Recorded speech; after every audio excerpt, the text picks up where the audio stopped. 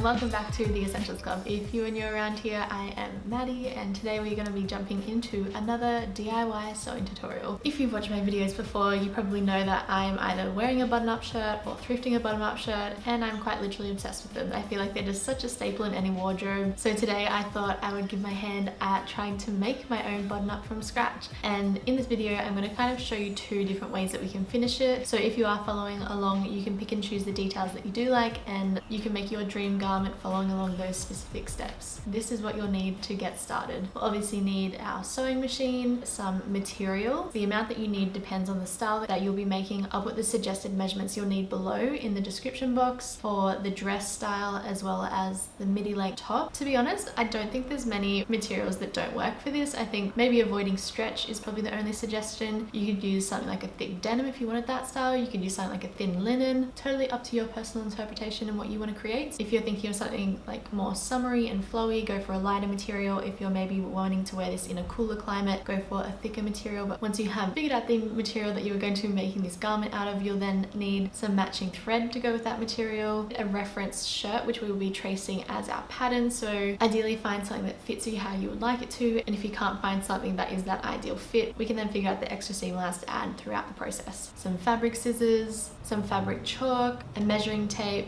and then we'll also need some buttons obviously to do the button up section. And to figure out the amount of buttons you'll need, again, this depends on the style that you'll be making, so that could be anywhere from like 2 to 6 buttons. If you have a reference shirt or dress at home, you can probably check how many is on that. Otherwise, I have got 2 buttons for my midriff style and about 6 buttons for my dress. Hopefully that helps you figure out the amount of buttons you need. Once you have all of that, it is then time to jump into the steps of making our beautiful button-ups. Button-ups, button-downs, is there a difference? I don't know. Tell me below. I feel like I'm always wrong about something in these videos. First up, we need to figure out the details that we will be making for our garment. I'll give you a little overview of the outcome that you could potentially have, and you can pick and choose what steps you will then follow. This top is one of the pieces that I made, and it just has regular sleeves. It is a midriff style, but it's very easy just to lengthen it to a normal style if that is what you prefer. It doesn't have that extended collar up the top. It just has this folded back section, which gives it a collar-like look. So that is option 1. Then option 2 has the puffy sleeves. It has a regular collar, and it obviously is extended to a dress length. Now these are super easy to change the lengths of. You can easily make the puffy sleeve the midi style. You can easily make this style the dress style. The main details that you want to focus on, I think, is the sleeves and the collars. Once you have that final outcome in mind, then just follow along the steps that are relevant to bring that to life.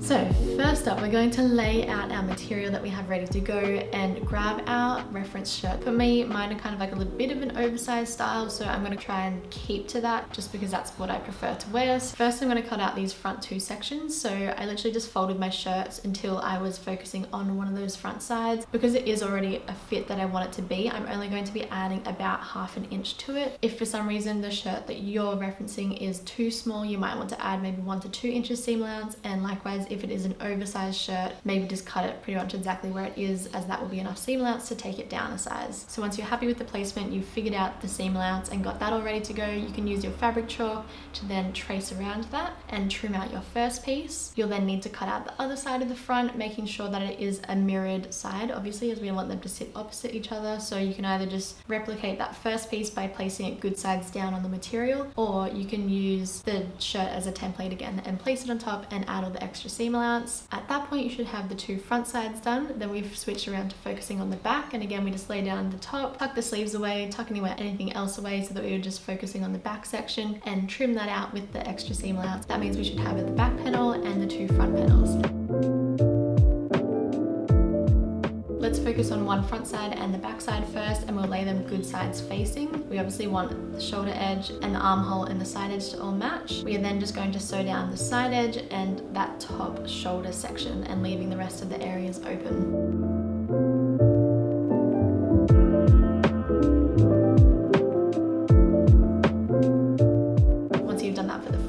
we then repeat that for the other side. So again, lay them good sides facing and just sew down one side and across that top shoulder. Then once you're done with that, you pretty much have this cute weird little vest thing because it has no sleeves and no collars or anything. Then it is time to add the sleeves on. So obviously this is where you need to figure out whether you're adding the bunched up sleeves or the regular sleeves. First off, I'll talk you through creating the regular sleeves. Now that we have this armhole created and we know that's kind of what we'll be adding the sleeve onto, we'll grab our measuring tape and measure this armhole. We'll then add on 2 inches, and that will be the cutting width for our sleeve. So write that down as a reference. And then to figure out the length of the sleeve, we can just start the measuring tape up at our shoulder and measure down to where we want it to finish. You could definitely have a longer sleeve style. I have just made shorter sleeves for both of these as that is what I needed in my wardrobe. Once you have figured out the ideal length, and again we'll add 2 inches for seam allowance. We'll then grab our extra material and we'll need to cut out 2 pieces with these dimensions, so the length and the width that we just found. Once you have those rectangles all cut out, we will just fold them widthways, so that is the circumference of the hole that we found. And that top folded section, we will align the top shoulder of the garment, and this is where we're going to then trace out the shape of the armhole. So what you do is lay down the garment so that the top edge of the shoulder is matching that and almost as far over to the side as you possibly can. Then grab your measuring chalk and literally just trace that whole area, extending about 1 to 2 inches beyond there, as that will be our extra seam allowance. Once you're happy with the mapping out of that, we then just grab the scissors and trim that shape out. We then need to place the good side of the sleeve onto the good side of this garment. Knowing that that top folded section is going to match the center point of this shoulder, I just automatically match those first. And you'll notice that most of the sleeve is pretty much hanging over the top of the garment, and once we do fold it over, it will reveal a normal sleeve. So pinpoint those places that match and keep pinning all the way around there. Once you're happy with the placement of that, just simply start at the underside of the sleeve, sew the circumference of the armhole back to pretty much where you started, and you should have a nice little extra seam allowance which we can then close up. Make sure that the material is facing good side and kind of start at the point where the sleeve and the bottom of the armhole meet. So from there all the way to the edge of the sleeve. And just some little tips here: if you sew one straight line parallel with the edge of the sleeve, it will end up being kind of a bit larger at the end here. So if that is the style you like, just sew a straight line.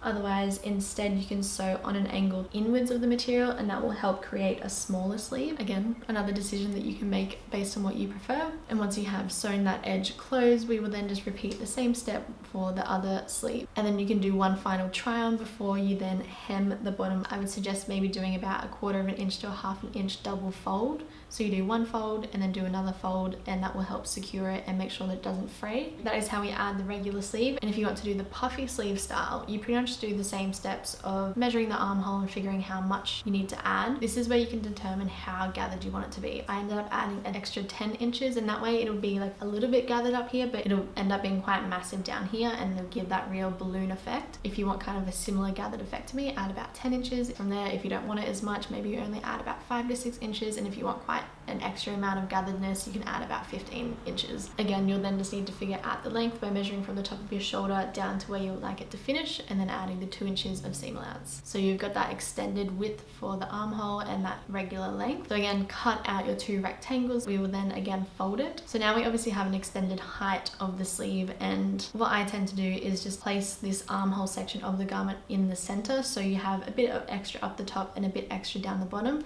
and trace the armhole pretty much where that line would extend beyond those points. Once you have traced out that line, trim it along there. We then need to gather the edge of this sleeve that is going to attach to the armhole. So we do this by sewing a parallel line to the edge about 1 centimeter or 1/2 inch off there. And we just need to make sure that we do not backstitch at the beginning or the end, as we need these stitches to be loose. Once we finish sewing that line, we then just focus on the 2 threads at one end and grab one of them and just simply start pulling the material across it until it reaches the same measurement of the armhole that we will be attaching it to. And then we'll just do the same process where we lay most of the sleeve across the garment and face the good sides of those raw edges and pin all around that armhole section. Sew it in place starting from the underarm all the way around and back pretty much to where you started, and then sew closed that underarm section of the sleeve. For the first one, we just hemmed the bottom, and for this one we are going to create that balloon effect. So we need to cut out a piece that would be that little armband at the bottom that draws it all together. So for that, you can grab a measuring tape and wrap it around the section where the sleeve will meet on your arm.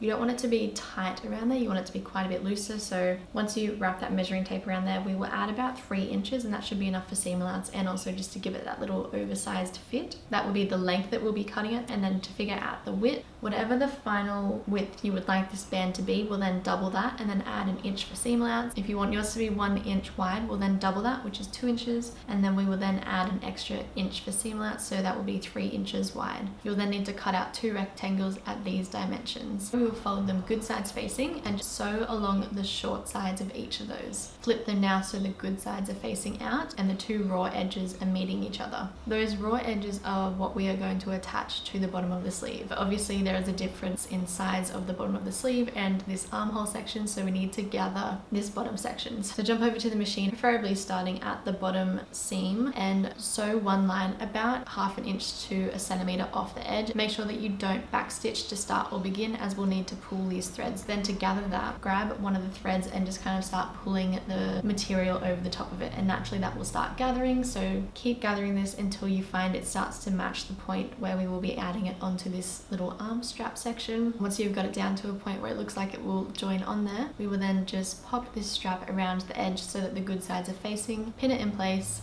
and then just sew one line to secure it in there. You can then flip that so it is facing out. If you find that the seam is a little bit puffy around there, you can always press this and then do a top stitch so it attaches to the sleeve edge. I just ended up going around zigzag stitching it to prevent it from fraying, and also just trimming it close to the edge. So that is both the sleeve styles all done now. We should have either a puffy sleeve or a regular sleeve nice and attached. So again, you have 2 options of how you can finish this neck area. We can add the extended collar section on, or you can just do this where it is pretty much just a regular shirt if you look at it like that, but it has been pushed back. I'll show you this one first and then we can move on to the collar edition. At this point of making my top, I didn't have quite enough material left to fill in this whole area, so I ended up just patchworking a heap of little scrap pieces together until I did have pretty much a piece that would fit on here. But essentially what we need to do is create a piece that mirrors up the center and across this area that we'll be folding back, so when you do fold it back you see a nice clean good side of the material. Once you have figured out how much you need to cut out, you can also just lay down this edge and trace around it. I would suggest it would need to cover from this kind of top seam area down to about where this first button will be, and then remain that 2 inches from the edge. So once you have figured out that area that you'll be replicating, trim that out. We will then place it facing with the good sides, sew along from this top seam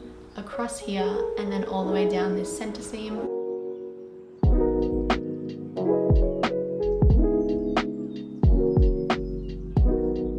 You can then push the good sides out and reveal them. You can use like a paintbrush to help push out these little pointed tips. You then just repeat what you did for the first side for the second side, and then you'll notice that the top area of this neckline is still raw edges and will probably fray, which we do not want. If you find that you have enough material there, you can do a full double fold like a hem effect, or if not, you can just do one fold and then just end up zigzagging stitch or overlocking those edges so they don't fray. So figure out what works best for you and then just either hem or do a single fold there, sew it in place, and we will then do a top stitch, which is just a line about 1/4 inch to 1/2 centimeter off that line, and just simply sewing parallel to this side edge around the whole neckline and then back down the other side, and that will just keep it all nice and secure and just make it look nice. Then you'll be able to just kind of push these back. I ended up just doing a little stitch up here as well, which helps so I wasn't finding myself having to push it back all the time. Again, if you get your iron and press it as well, that will help keep it in place. That is essentially how I made this shirt. And if you're wanting to do the other style, which is adding on the extra collar section, you'll then need to follow these steps. There's heaps of different ways I have seen that you can add collars on. This is just one that I have found that works for me. If you have other ways that you have found to do it, totally fine, you can go do that. Measure this neck hole area that we currently have on the garment, and we are going to subtract 1 inch from that. And the reason we do that is obviously we need this front section to overlap. When that overlaps, we then want this collar section to meet. Once you have figured that amount out, that is going to be your cutting length, and to figure out your cutting width, we need to figure out the height of the collar that we would like to add. Now you can measure an existing one that you have and you like the style of, or I just ended up cutting mine at 2.5 inches, and that was plenty enough. We need to figure out the shape that we would like this kind of pointed edge to be. Again, you can grab a reference shirt that you already have, or you can just do what I did where you chose which one was going to be the bottom section of the collar and measure in about 1 inch from there and pop a dot point and then just cut on an angle up to the corner, and that will help create a nice little angled effect. You will then need 2 pieces for this, so if you haven't already cut out a replica piece, we're going to lay them down so they are facing good sides, pin across across the two angled section and the top larger length, and just leave that smaller bottom edge open. Sew one line across the shorter angle, across the longer length, and then down the shorter angle, and push it so the good sides are now facing outwards. Again, you can kind of push them out with a paintbrush or whatever will help point those edges out, and you can just leave it be, which I did, and just press it so it's nice and flat, or you can press it and do a top stitch. It is then time to join this collar onto the garment. We'll find the bottom center point of this collar, and then also find the center point of this neck hole area. We'll then face the good side of the collar and the good side of the garment at these center points and pin that in place, and that can at least be a point that helps us make it nice and symmetrical and centered. Then just continue pinning good sides facing until you get to one edge, and again from the back side to the front again. You will notice that the collar is quite offset from this front section, and as I mentioned earlier, that is where it is going to overlap for the button section, so that is all good. We will then just sew one line across there. Next we are going to replicate some sections for some facing so that it will create a similar effect where it kind of hides the raw edges that we don't want to see. Because we're not having that fold back effect like this, we don't need to cover as much space, so you'll be fine to get away with a piece that literally just covers the whole center section, at least 2 inches wide by however high you made your shirt. You'll then also need a piece that is again about 2 inches wide and will cover the neck area.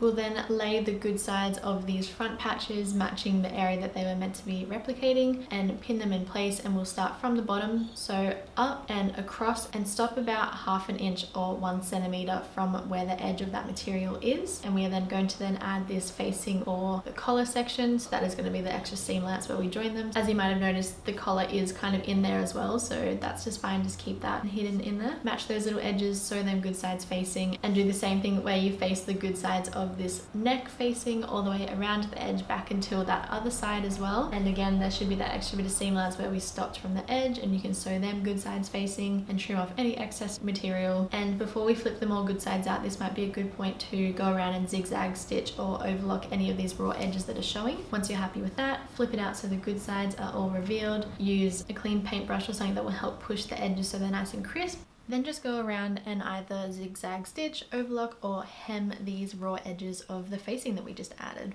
You can then grab your iron and press it nice and flat, and again we will do a top stitch all the way around this edge, pretty much where we sewed, starting at the bottom and about 1/4 inch or 1/2 centimeter from that edge. Go all the way up, turn the corner and up and around the neck until you meet this front corner, and then go back down that front section. And that is the dress slash shirt looking all crisp and nice with its new collar added in. Next, for both of them, no matter what you have done, we need to add the center buttons in. For this style one, I had a center chest for the first one because I wanted it to flow out from there. Because it is a shorter area, I had these buttons about 2 inches apart, and whereas for the dress I think I had them about 4 inches apart. Once you have mapped out how far apart you want these, place the button on this spot and mark the top and the bottom of it, and that will help indicate the height of the buttonhole that we need to allow for it. Again, this comes down to personal preference. I really don't care what side my buttons are on, but if you like to have your buttons on a certain side, make sure that you put the buttonhole on the edge that will be on the top side, so that will be the one that folds over the top, and your buttons will be sewed onto the underside. So we've mapped out the height of the button. You will just draw a line between those 2 dot points. If you have a button foot and a button setting in your machine, amazing, go ahead and do that. If you're like me and you just do the regular zigzag approach, this is what you'll need to do. We will switch our machine to a zigzag setting. I do a wider stitch for the top and the bottom to make sure that they take up more room, so I'll zigzag above and below,